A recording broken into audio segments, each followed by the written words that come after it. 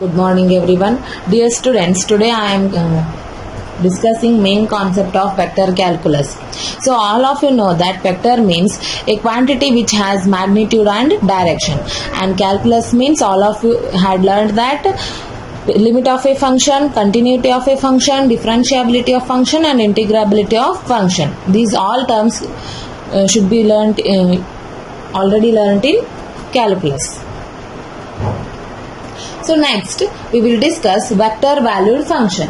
So what do you mean by here? A vector valued function or vector f of real variables with domain D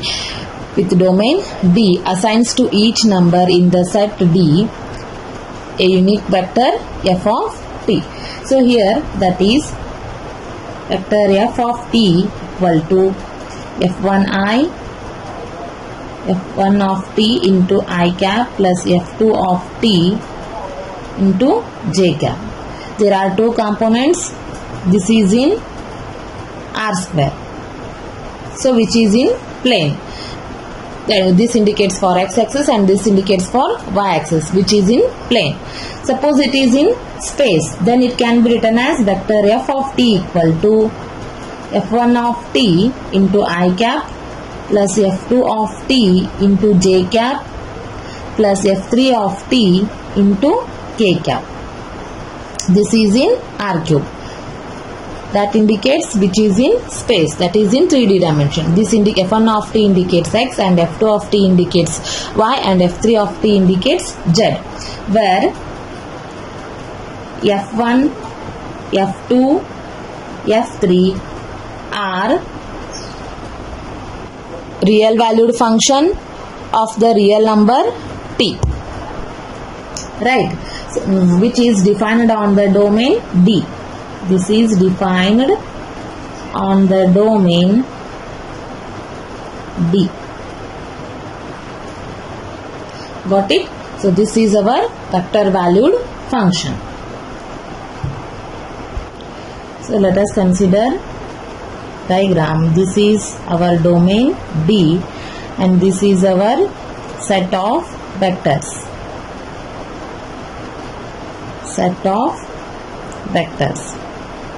Here t is a real number and f of t is a vector function. So which gives mapping. Here vectors and f is the mapping. Okay, and t is the real number, f of t f. So this is our vector valued function. Got it? That is vector f of t gives f1 of t into I plus f2 of t j in plane, and vector f of t gives f1 of t I plus f2 of t j plus f3 of t k in space. Got it? So next we will discuss finding domain of vector valued function. So here all of you know that vector f of t is f1i into t, f1 of t into I plus f2 of t into j plus f3 of t into k. So find domain of vector f of t. Find domain of vector f of t. Take down one example.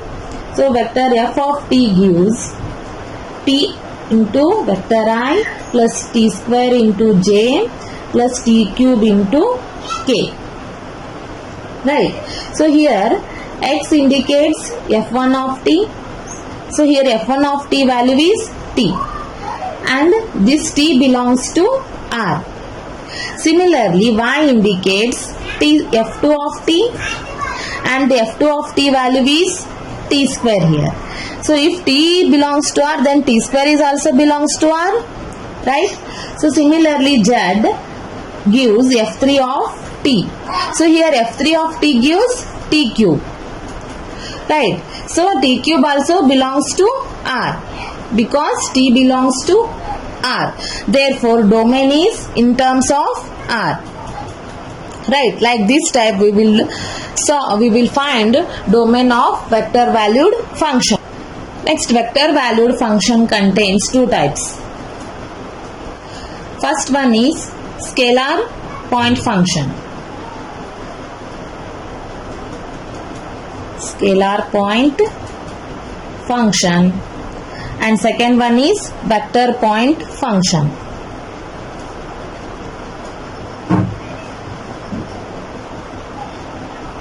Let us consider one example, that is f of x comma y comma z, which is in terms of vector r. So here x, y, z should be written in the form of vector r, and the condition is x, y, z plus x square, y square plus z square. If the result is in the form of scalar or vector, if it is in scalar, then the condition is known as scalar point function. Otherwise, it is known as vector point function. Consider another example. F of x comma y comma z equal to vector f of r x y z into I cap plus x square y square into j cap plus z square into k cap. Right. So here also same. If it is in terms of scalar, that is known as vector point function. Next, otherwise it is known as vector point function. Scalar point function, if the result is in terms of scalar, that is known as scalar point function. Otherwise it is known as vector point function. For example, force is a vector point function. Force is vector point function because it contains both magnitude and direction. Next, density of body is scalar point function. Density of body is scalar point function. Got it? This, like this type, we will find out scalar point function and vector point function. Let us discuss scalar point function definition. Let R be the set of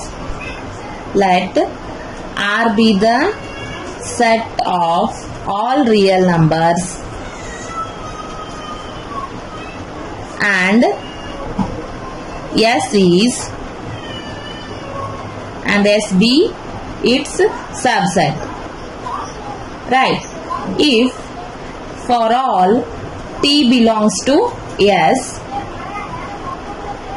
we associate a unique real number f of t by some rule.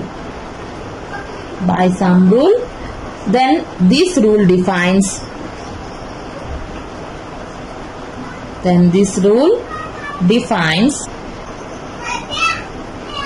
a scalar function of scalar variable t.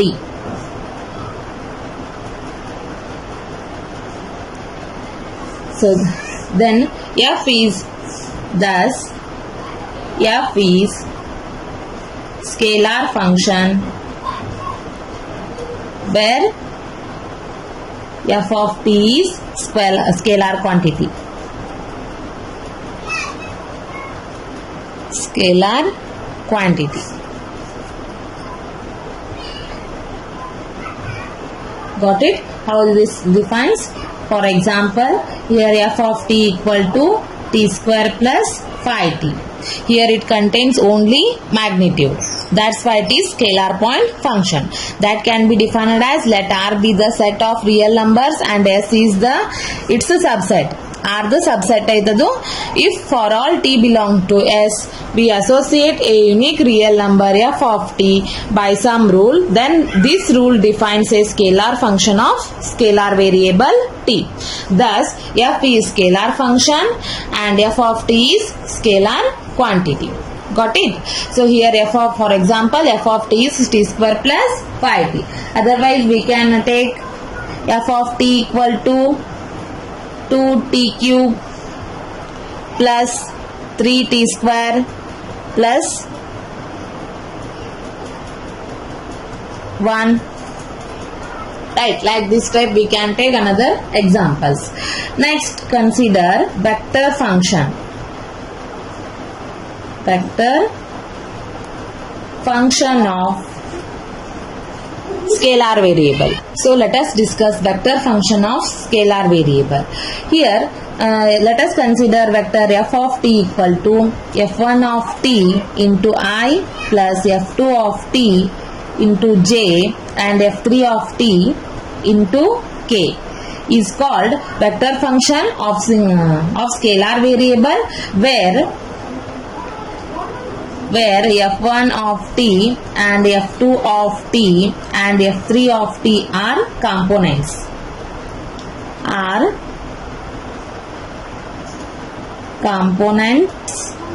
of vector f of t,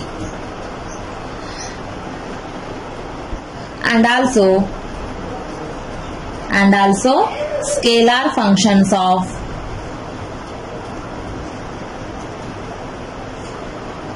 scalar variable. Scalar functions of scalar variable. Here f1 of t, f2 of t, f3 of t are components of vector f of t and also scalar functions of scalar variable. So next, where I, j, k are unit vectors. Here I, j, k are unit vectors in the direction of x, y and z axis respectively.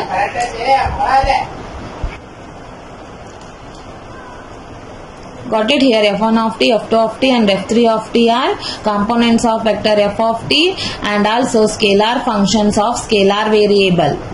Okay, and I, j, k are unit vectors in the direction of x, y and z axis respectively. Got it? So for example, vector r equal to vector f of t, that can be written as 2at square into I cap plus 5t j cap plus 4t cube plus 1 into k cap.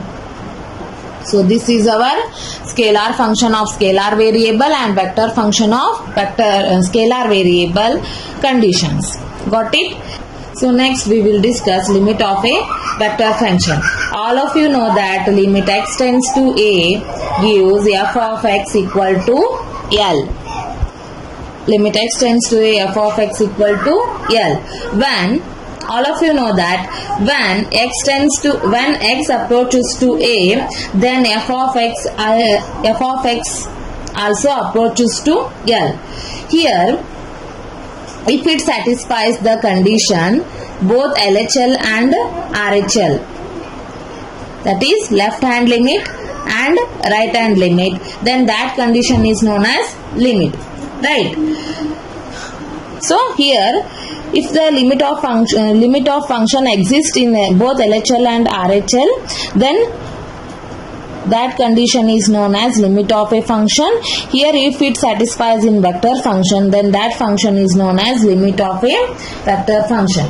That can be written as vector f of t tends to L, vector L as t tends to k. A. Here vector f of t is a vector function and t is a real number and L is a vector L. Okay. So how it indicates? That is limit t tends to a, vector f of t equal to vector L. That is terminal point of vector f of t approaches to terminal point of vector L as t tends to a.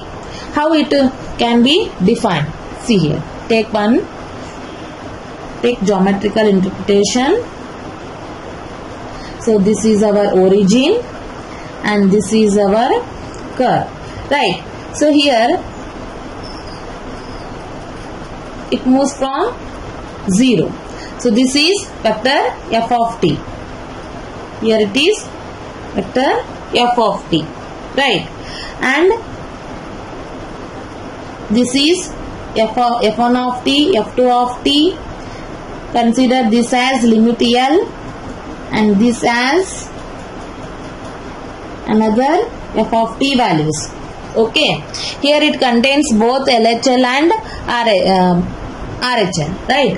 It contains both right hand limit and left hand limit. Therefore, the limit of component of function exists in this condition.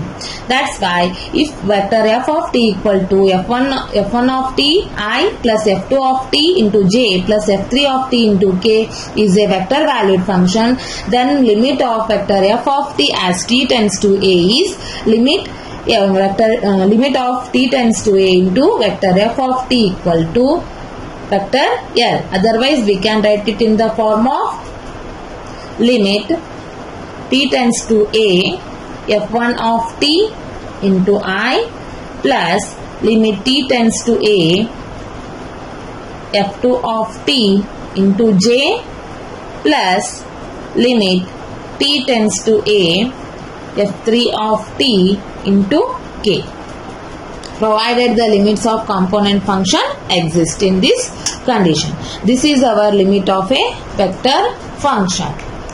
Got it? In next class I will discuss algebra of limits. I hope you understand these conditions.